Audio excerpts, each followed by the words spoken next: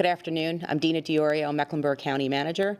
I am joined today by Gibby Harris, Public Health Director, Deputy Chief Jeff Estes from Charlotte-Mecklenburg Police Department, and Emergency Management Chief White Graham.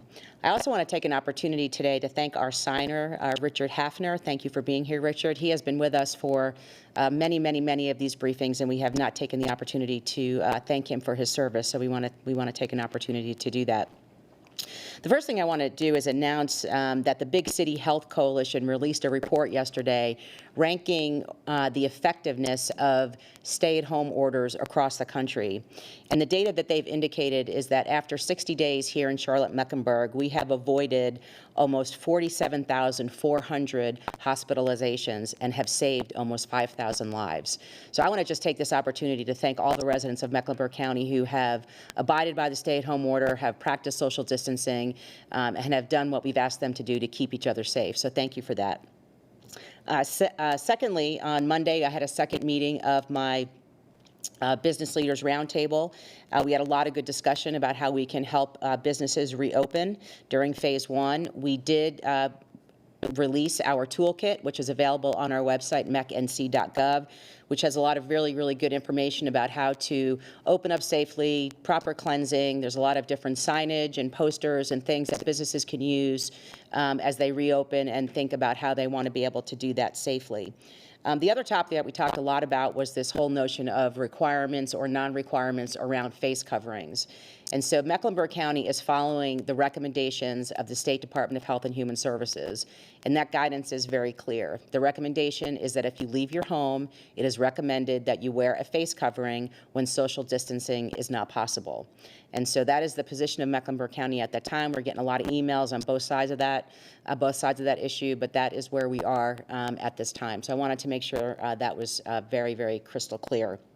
The roundtable will continue to work as we move into phase two. We've been asked to develop resources and toolkits for other sectors of our local economy, including fitness centers, food and beverage, personal care businesses like hair salons, nail salons, tattoo parlors, and the like, as well as houses of worship. We got a specific request to develop guidance around that. So those projects are underway, and we are hopeful to have them available right when we are ready to move into phase two.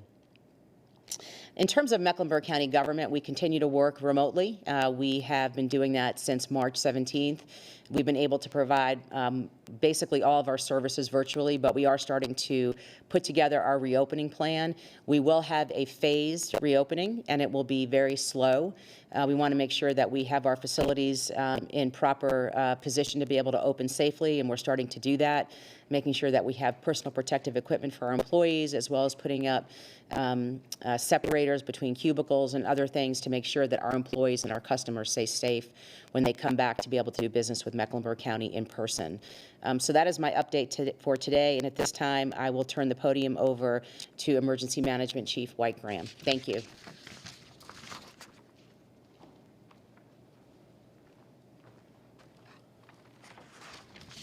Good afternoon. I'm White Graham, Battalion Chief and Deputy Director of the Charlotte-Mecklenburg Emergency Management Office. I want to thank Ms. Diorio and Ms. Harris for their updates and their leadership throughout this response. In fact, leadership from Ms. Diorio as far as coordinating all of our towns, our county, and our city of Charlotte, all of our commissions and our councils, the Mayor Lyles, Chairman Dunlap. Everyone has been wonderful as we've gone through this, and it is a challenge, but also a wonderful opportunity to serve our community and to reach out to those elected officials. The Emergency Operations Center is on its 64th day of activation in response to COVID-19. Our partners across Mecklenburg County, the City of Charlotte, the 6 towns, nonprofit organizations, and the private sector continue to fully engage in the COVID-19 response.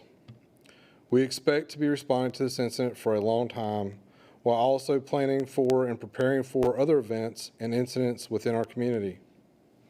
Our office and our partners are actively planning for the Republican National Convention while identifying necessary measures to plan for the RNC in a COVID-19 environment. The Charlotte-Meck Response Coalition continues to do excellent work in our community in regard to volunteer and donation management related to the COVID-19 response. Since its creation in late March, over $18,600,000 has been raised for the Help Charmeck Fund. The fund's goal is to help those individuals and families in Charlotte and Mecklenburg County most impacted by the pandemic, with a special emphasis on providing for the basic human needs of our community's most vulnerable residents. The fund also will issue grants to eligible nonprofits to meet existing needs. To date, over 800 donors have contributed. The website for the fund, the two funds are charmeckresponds.org and helpcharmeck.org. I'll say it again, charmeckresponds.org and helpcharmeck.org. Yesterday, myself and Lieutenant Colonel Graham of the North Carolina Army National Guard had the opportunity to visit Second Harvest Food Bank located here in Charlotte, and specifically with Kay Carter, the CEO. We were both moved by what we saw, but we were excited to see all the resources that are going into helping our residents in Mecklenburg County. The North Carolina National Guard has been here for several weeks and will continue to be here as we move through this process. There is a massive coordinated food program being led by Charlotte Mecklenburg School System. The Second Harvest Food Bank and local food pantries such as Loaves and Fishes, with volunteers being sourced by the Charmeck Responds Coalition, ensuring that vulnerable families and children have access to food and nutrition needs during this pandemic. This is a time for taking care of our families and our loved ones. If you have the financial resources after doing so, we would like to ask you to consider making a monetary donation to one of the previously mentioned sites, but also to secondharvestmetrolina.org. I'll say that again, it's secondharvestmetrolina.org on the internet. At this time, I'll turn it over to our health director, turn it over to Chief Estes, Deputy Chief Estes with CMPD. Thank you.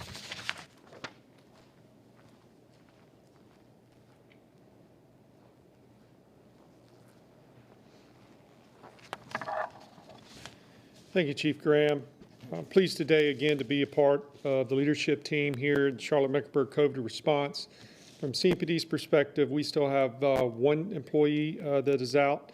We've returned about 73 employees back to duty who've been out for admin purposes related to COVID, and I currently have 36 that are out today, and we're very pleased with the response and partnership we've had with our public health officials and also with our health providers to be able to get our brave first responders tested and then back on duty. A couple of things that we wanted to discuss. We've gotten a lot of questions as of late pertaining to worship services and mass gatherings. First, CMPD recognizes that these are two closely held beliefs and closely held constitutional rights that people hold near and dear to the heart. That's part of the fabric of what makes our country great. We follow now and have followed and will in the future follow guidance by the governor or the county ordinance, which is in effect in order to enforce the restrictions placed on us now during this pandemic. So beginning May 8th, under the Phase 1, outdoor worship services are permitted without limitations on the number of people who may attend, though attendees should follow as much as possible the recommendations to promote social distancing and reduce the transmissions highlighted in the Phase 1 order. Now, indoor worship services and weddings are permitted for gatherings of 10 people or fewer in the same confined space. In situations where it is not possible to conduct worship services outdoors or through other accommodations, including online services, the 10-person limit does not apply. While indoors, participants should continue to adhere to the recommendations to promote social distancing and reduce transmission. Under the Governor's Executive Order 121, and later clarified on the 20th of April, the number of people assembled during a mass gathering to protest at an outside, unconfined area is not limited, provided that the protesters remain at least 6 feet apart unless they are members of the same household. Now, we get our guidance not from ourselves or anybody else, but from the Governor's order, clarifications from legal counsel, or in place of that, a county ordinance during the early times.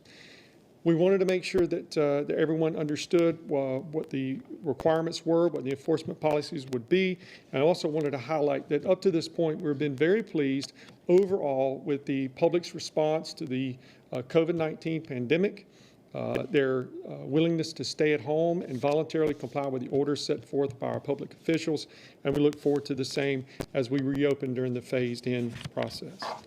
I'll turn it over now to Ms. Gibby Harris.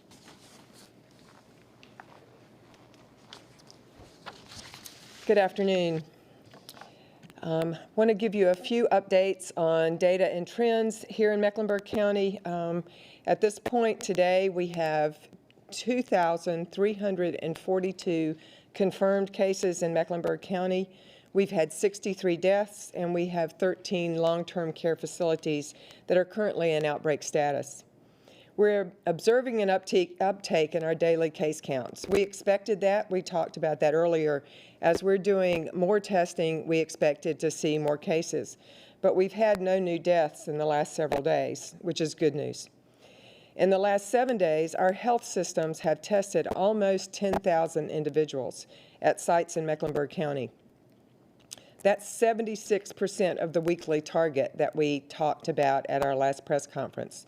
And that's more than 46,000 tests since this whole situation began. We've had no significant changes in our other indicators. We do have one new outbreak at a long-term care facility, and we're continuing to see more cases among our Hispanic residents. Our trends at this point are stable. I wanted to speak briefly about concerns that people are having around children and this new situation that's being talked about in the media. It is called multisystem inflammatory syndrome, or MIS. It seems to be linked with COVID-19. It's being seen in children and teenagers in multiple European countries, and most recently in the United States. There's a lot of work that still needs to be done to fully understand the situation. The state has asked providers to report voluntarily at this point when they see a case like this. Information is being sent from our office today to healthcare providers in the community with a form for them to fill out for that purpose. We're expecting further guidance from the CDC in the coming days, but we wanted to make sure that everyone was aware, that our community is aware of the situation and continuing to track it carefully. I did want to speak briefly about projections and models. There's been a lot of speculation over the last couple of days. You may have seen some things in the news about this. As we've spoken about these projections and these models from the beginning, none of them are actually accurate. They're only as good as the data that we have available to us. If you've been watching the weather lately, you saw that there was a potential tropical storm off the coast of Florida, and you saw the projections with all the strings going in lots of different directions. That's what projections do, and those models change as information gets fed into them. There's no data at this point in time to support that we've peaked here in Mecklenburg County. I want to repeat that. There is no data to support that we have already peaked here in Mecklenburg County. We have not seen a rapid acceleration toward a peak because the stay-at-home order has worked to slow that down. That is the good news. Preliminary state and local studies, however, suggest that a large majority of us are still susceptible to be infected. So we anticipate many more infections as we move into the fall and winter in our community. All of the models and analyses are still useful tools to show what could happen if the spread accelerates. You'll likely see new projections put out for the state, from the IHME model that they're using that paint a different picture than they did just a few weeks ago. And part of that's due to the reopening. Lots of uncertainty about how the reopening will impact the spread of the virus and what it means for these models. Hence, we're not publishing new models at this point in time. That does not mean that new models will not come out in the future. Regarding testing, we are continuing to focus in Mecklenburg County on testing for current infections. There has been an uptick in some areas in the state and in the country looking at antibody testing, but currently we continue to stay focused on current infections. We're working with both of our hospital systems. We have a limited number of providers in the community who are testing. There's a potential in the future for some retail testing, and we're working with the labs in our area, LabCorp, Quest, and with the state to make sure that resources are available for all the testing that's needed. There's been some discussion about the fact that some local health departments are providing a good bit of testing in their communities. In Mecklenburg County, we have not had to do that. Our hospital systems are doing a lot of testing in our community and have been able to meet the need. There was no need for the health department to ramp up testing services, and that's allowed us to focus on the contact tracing that we need to be doing. Our role in testing has been, and for the future will be, playing a coordination role and an assurance role to make sure that testing is available to those that need it. I do want to re-emphasize the fact that we are still in a stay-at-home order. That has not changed at this point in time. We need to continue our social distancing. We need to continue to wear masks in public when we cannot social distance. In a process of gradually relaxing one of the major interventions that has helped that has helped slow the spread of this virus, we are not sure what we are going to see. We're going to continue to watch our data. We're going to continue to make sure that we're encouraging our community and looking to our community to be part of the solution here to social distance and stay at home. I want to make sure that people understand that this reopening that's happening across our state and across this country is not a get-out-of-jail-free card. We continue to be susceptible to this virus. We need to continue to protect those who are vulnerable in our community, and we need to do what we can to slow the spread of the virus in our community. We appreciate everything that's happening in that area. We appreciate all the work of all the individuals that are helping us do what we need to do in this community and supporting our community. And at this point, we'll open up for questions. Is Mecklenburg County ready to enter into phase 2 next week, potentially? At this point in time, our trends are stable. We have seen an increase in the number of positives, which we expected, but our percent positive remains stable and our hospitalizations are remaining stable. So at this point, I would say yes. We'll see what happens over the next couple of days. Gibby, this is either for you or for Chief Estes. We have gotten some reports from some business owners, specifically from some gym owners, saying that they have had medical salespeople come to them trying to sell them antibody tests for like $60 a piece. Basically doing like, it was basically a cold sell basically off the street. First off, there's a question about whether or not that's actually available or legal at this point, but also there's also a second part of this as far as the potential for fraud that is still out there, which I think CMPD can address in regards to salesmen or any similar types of circumstances where people have been going out and trying to make a buck essentially off COVID-19. So I'll speak to the antibody tests, and then I'll turn it over to Deputy Chief Estes to talk about the fraud part of this. We do know that there are antibody tests out there. There have been several that have been given preliminary approval through the FDA. The antibody tests, unfortunately, are not 100%. They do not let people know whether they've let people know whether they've been exposed, but they do not let you know whether you may be reinfected. So we are very careful right now with the antibody tests. People just need to be conscious of where they're getting them and whether the tests that they are receiving have been approved through the FDA. Chief?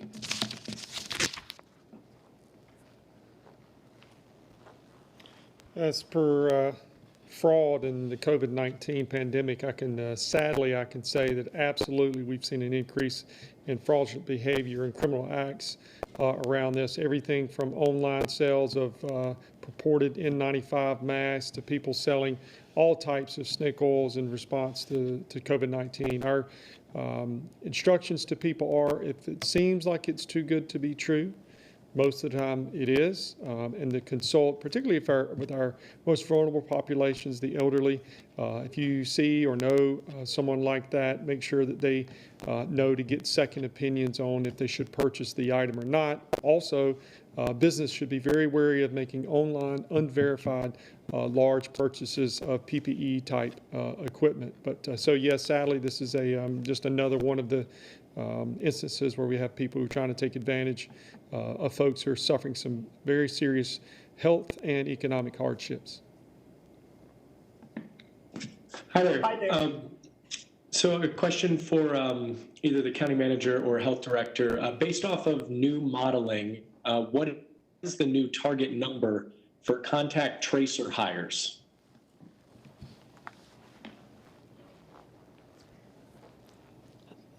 Currently, we have about 30 staff that are working every day. We're starting to ramp that number up a little bit because the number of new cases is increasing fairly rapidly. We are in a position at this point, we believe, to handle what is coming our way. We have at least 70 staff who have been trained or in the process of being trained to do contact tracing. So right now, we're not in a position to need additional staff in that area. That could change over time, but right now we feel like we're in pretty good shape.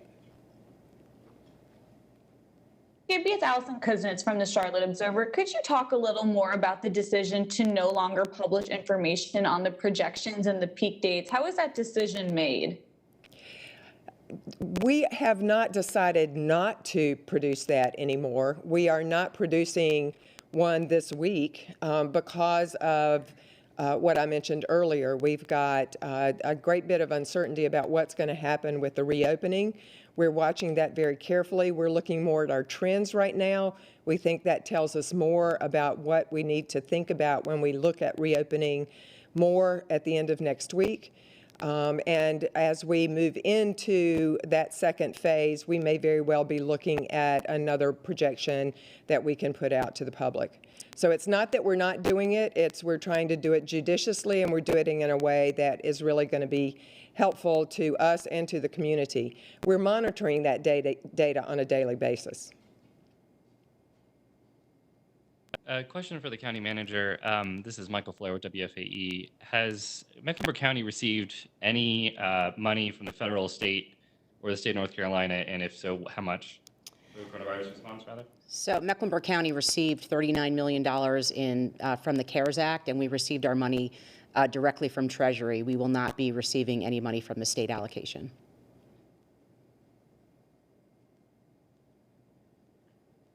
Hi there, this is... Who is that, Hunter? Yeah. Go ahead. Hey there, it's Hunter with WCNC. This is a question for, I believe, Chief Graham. I know that he mentioned that we are actively planning for an RNC in COVID-19 times. Could you expand on what those conversations are? What are some of the things that people can expect? Because this is on a lot of people's minds as we are approaching that pretty quickly.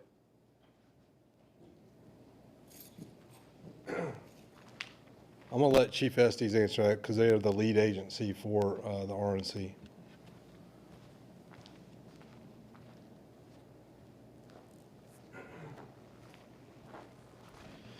So as of today, concerning the RNC, all indications are that we will hold an RNC. We're preparing for that. We're in full preparation with the RNC host committee and other committees associated. So the short answer is we're moving full bore.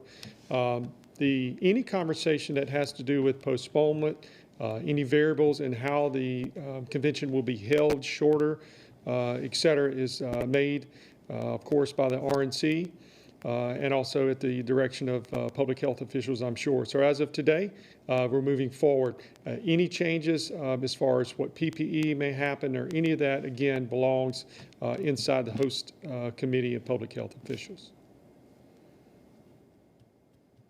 Hey there, Paige Hopkins here from Charlotte Agenda. This could be either for the county manager or health director. We know what's being done to stop the outbreak now, but what is the county doing to prepare for a potential second wave or outbreak later this year?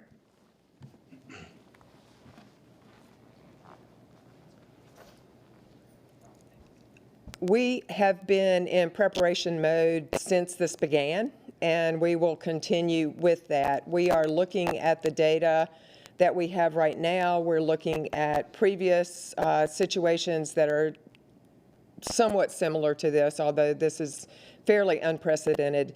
And we're having those conversations with the state and the CDC to understand what others are thinking the potential might be in the fall as we move through this pandemic.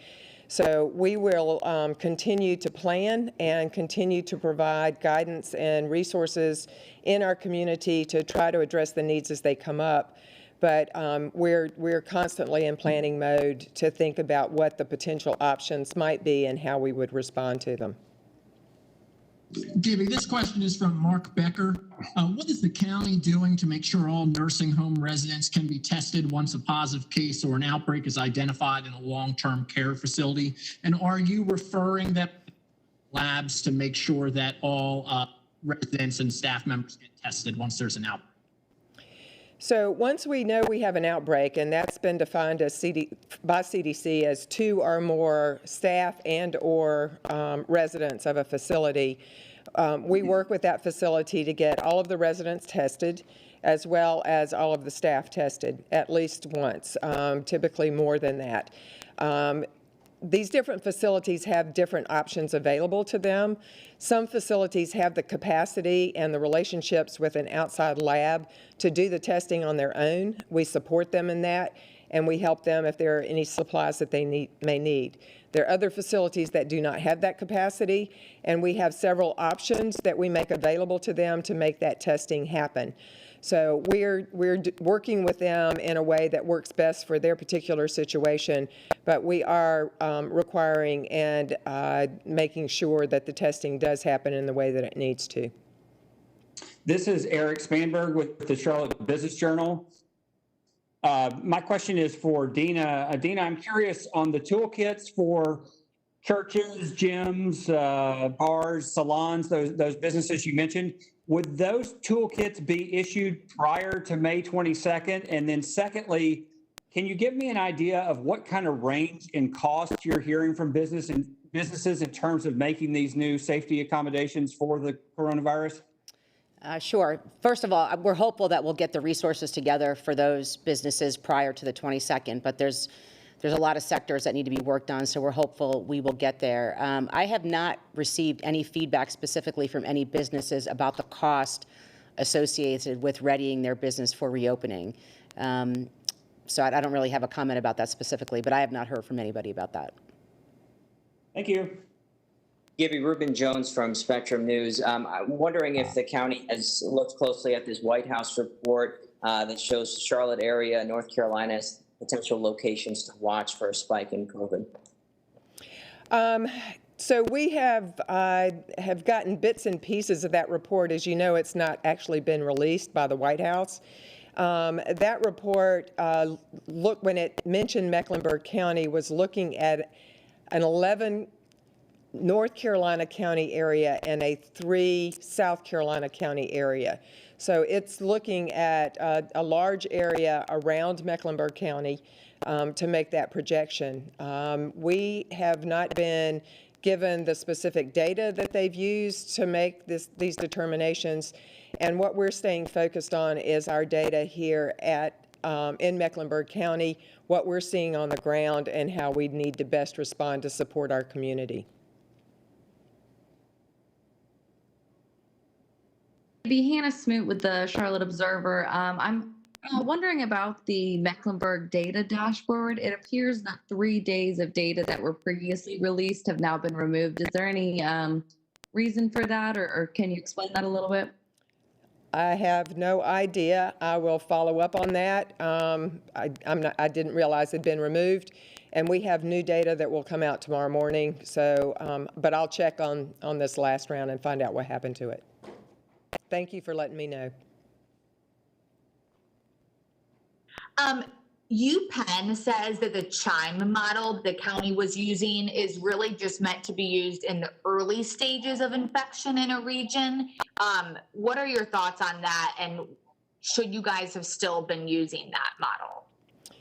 Well, if you consider that that model was meant to be used until a peak happened, and I mentioned the fact that we have not peaked yet, I think it's very reasonable for us to continue to use that model. In addition to that, we continue to work very closely with the data scientists both at Atrium and at Novant. They each have their own models. We compare models, we look at the data together, and what we are seeing is consistent across our system and their two systems. So I'm comfortable with that model at this point. Gibby, this is Katie Peralta with the Charlotte Agenda. I have heard of a number of different apartment complexes throughout Charlotte who are opening up their common areas, including their fitness centers.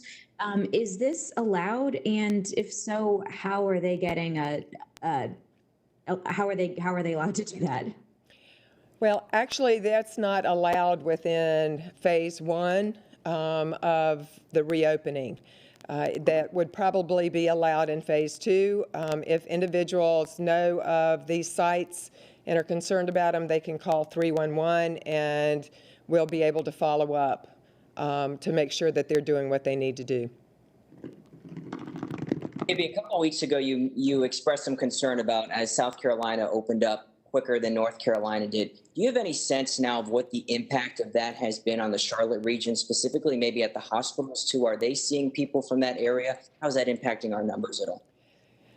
To date, we really have not seen a significant impact from South Carolina opening earlier than we did and more broadly than we have.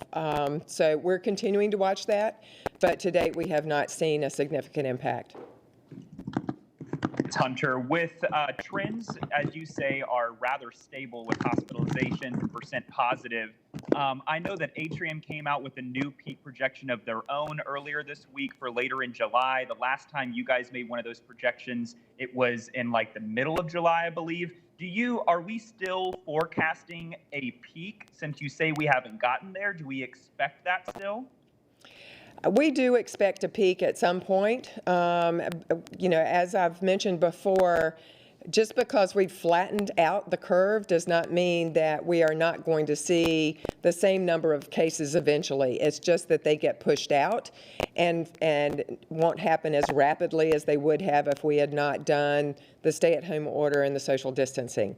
So at some point, we do expect to see, especially as we open up more in our communities, a higher peak than we've seen at this point. And as I said earlier, the models continue to change and shift, so it's not unusual for a week out to see a 10-day change in when that peak might happen. Hey, Gibby, it's Derek with Fox 46 again. Question real quick in regards to the percentage of social distancing. I know this has been something that you have mentioned over time at some of the other media briefings that we've had here. With phase one having started, is that kind of a negligible figure, at least right now, or are you finding that people are still following the social distancing in the studies that you're doing, being able to find out exactly how much social distancing percentage-wise is happening in the county?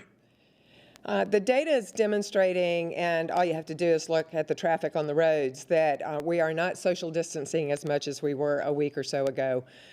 So that number is decreasing for us, although we are still well above where we were when we opened, when we first went into a stay-at-home order.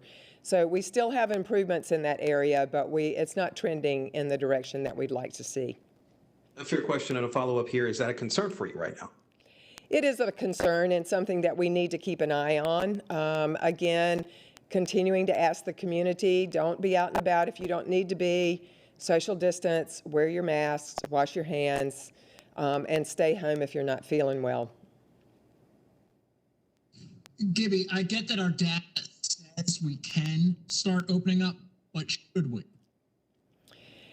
I think, as we've talked before, it's unreasonable to think that we are not going to start opening up some. Our economy needs us to open up some.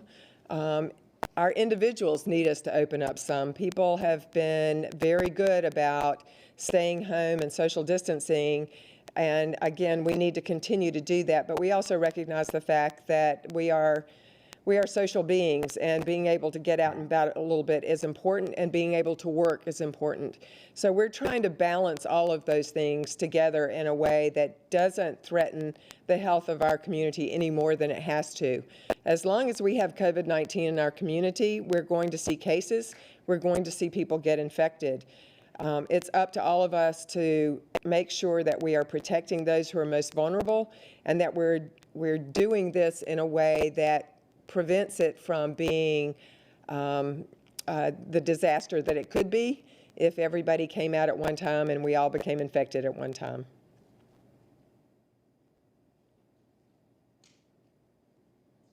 Gibby, it's Allison from The Observer. You said you would expect to see a higher peak. Could you quantify that? And also, you said that the hospitals have pretty significant surge capacity. So what is the best way for us and for Mecklenburg County residents to think about what a peak actually means now that we flatten the curve? So what we look at are the peaks that we see in the models, and I don't have that right in front of me right now, so I can't quantify it for you. But what we're hoping is that if and when we do see a peak, that it's a peak that we can manage. And that's been the whole point behind the stay-at-home order and all of the other things that we've been trying to implement in Mecklenburg County. So the main point is to make it a manageable peak, and that's what we'll continue to try to do. Last question. A question for Dina Diorio, real quick. It's Derek with Fox 46 again. I think there are a lot of people that want to get their haircut, their nails done, want to get a massage that they've been kind of waiting for. These close contact businesses, a lot of them are kind of waiting in anticipation. For those close contact businesses, do you think that many of them, if not all of them, that want to open up will be able to open up, or do you think there's still measures that will have to be in place? There will still be inspections from the county that might require it. Will they be able to open up next Friday if we go into phase 2? Well, there wouldn't be any inspections from the county. That's not a role that we take. All we can do is put out the appropriate guidance to make sure that they open safely. So that's, we hope so. We hope that as many as possible will be able to open, but time will tell. I mean, even we went into phase 1, and you can look at retail, and retail is still slowly trying to open up. So I don't think you're going to see on May 22nd, we're going to flip the switch and everything's going to reopen. It's going to take some time, so we have to wait and see. And I, for one, I'm waiting to get my hair cut, so hope mine opens soon. Thank you, everybody. Have a great day. Appreciate it.